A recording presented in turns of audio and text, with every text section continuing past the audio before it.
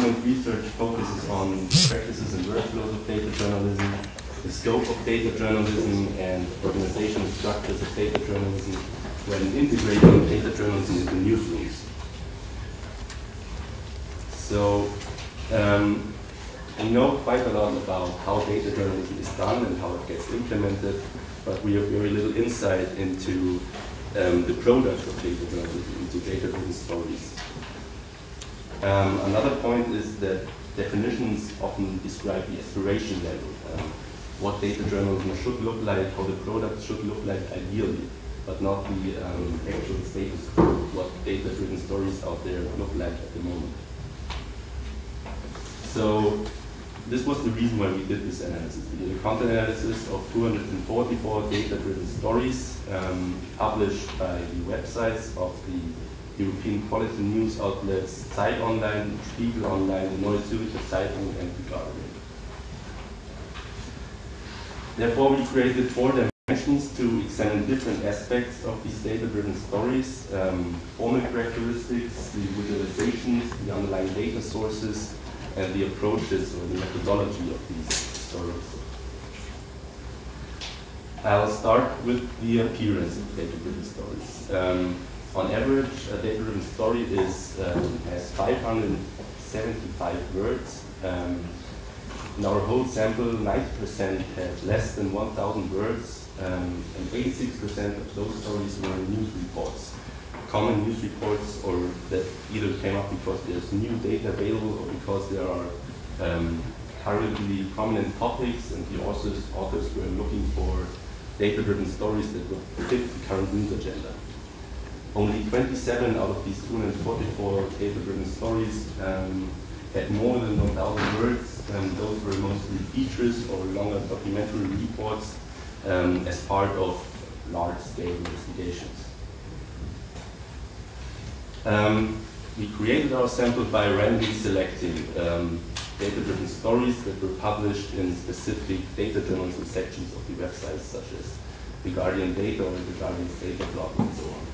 If we would assign these stories to traditional news sections, 39% would be about politics, 16% about society, education and such topics, and 12% would be business reporting. Society is a little bit overrepresented in our sample because the Guardian's data blog extensively covers yearly GCSE and A-level exams. Concerning the ratio text visualizations, we can state that 75% of all our sample stories consist of both distinct and separate text segments, as well as visualizations. In most cases, one visualizations, in some cases, multiple visualizations.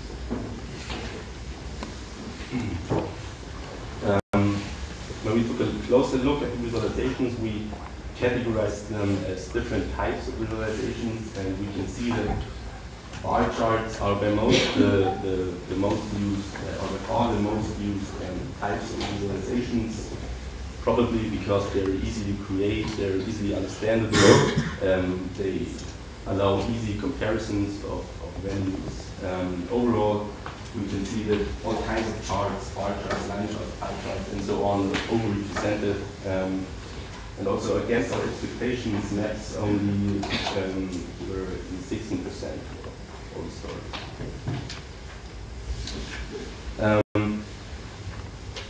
In the next step, we looked at the interactive features of the visualizations. Based on Schulmeister's taxonomy of interactive multimedia components. So he developed a scale from 1 to 5. And we can state that almost half of all the visualizations in our stories, almost 50%, can be categorized as level 1 on the interactivity scale, which means they don't have any interactive features. You can only view and receive static information without any interactive element. 37% are level 2. That means that the reader or the user can select predefined sections of the underlying data set, for example, through drop-down menus. At level 3, the user has the option to manipulate the data set to some extent. He can choose the scale of a data set, and he can also somehow alter the presentation of the data. This often applies to maps. Concerning the sources, the most used data sources, we can see that governmental data sources are the most used data sources. We also have mixed data sources. This occurs when a visualization is based on more than one data source, which happens quite often. Half of these mixed data sources are again governmental data sources. So overall, almost a third of all data sources used are governmental data sources. We also can see media releases as data sources. That means that data that is already edited and published by other news outlets is reused. So we can see some kind of co-orientation based on the data source.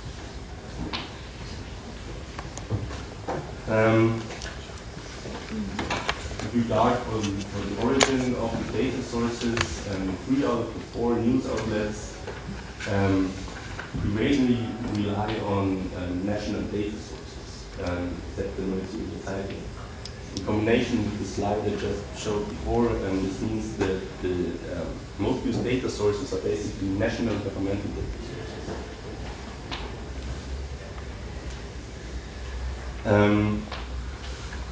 For the last dimension, we created some variables based on literature that can help us to identify different styles of investigation based on the text level of the stories, based on there's sometimes information, some kind of documentation how the story was done, and based on the data sources that were used and how these data sources were used.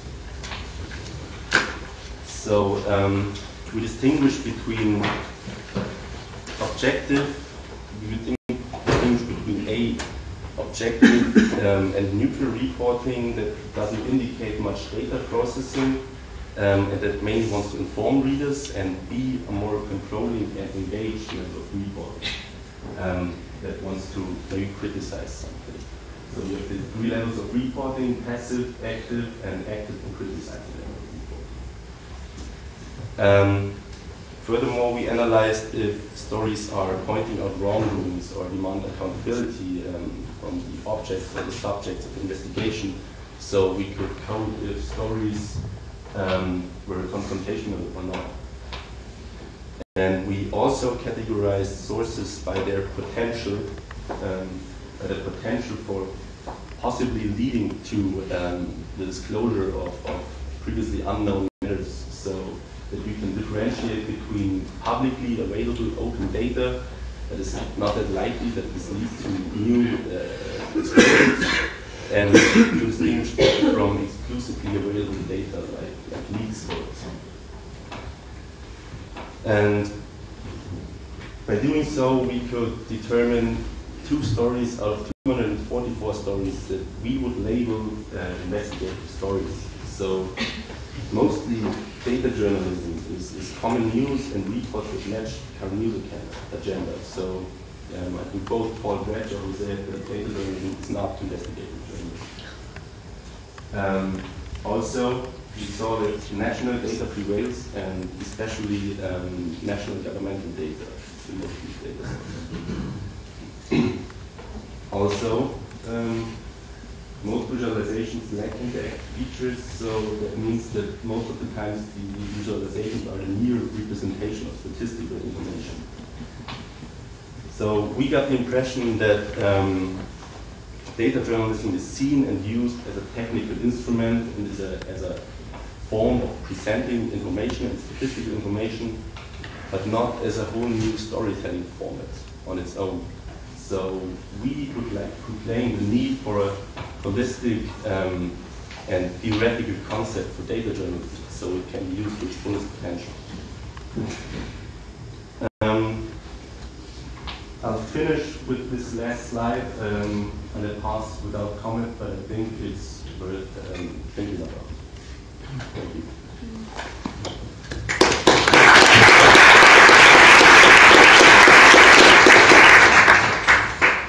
Thank you, Florian. Comments? Please. Questions? You might have said something about this, but I didn't really hear. Did you study how much of the data sources, how often was the data public data, and how often was it leaked, or Yes. And what was the ratio? Rare. Is it rare that they use leaked data that isn't public by law? Yes. I'm sorry, but I don't have the number in my head right now, but to a very small amount. So the biggest amount was the publicly available data. How about the public data? Do you have any idea how often was it like open data already published online somewhere? How often did they authentify freedom of information? Yes. Yes. Mostly open data that was already available. Right information data, not so often. When something like this happens, the right to information and data is most of the time was documented in text. So the authors wrote that they queried this data, but this didn't happen really often. Also a question about the sources. Was it 7% where you couldn't find any source? Was it 7% where you couldn't find any source? Or something? Was it the NA? Oh yes. When there was no source provided by the author. Yes. How deep did you go to find the source? Did you click through all the visualizations? We looked if there was at the end of the text. Most of the time there is you got the data set. You follow the link to get the data set. When it was stated in the text where you got the data from, we encoded it. But when there was no indication. The length of the stories are really interesting. I think if you think about the Delanis curve, the quarter, who believed that the dead sold between 500 and 800 words. So these stories are all just in that range, which means they're not shared or read. I mean, I think this is interesting. Yeah, me too. Yeah, I thought there would be more stories that are longer, basically. But I think that's some kind of misconception. When you think about data journalism, it's always these big, flashy projects and investigative stories. But as you can see, that's not the end. Did your sample only include examples of pieces where journalists used readily available data sets, or did you also find examples of journalists either scraping data or collecting data by themselves? Yes. We selected the articles randomly.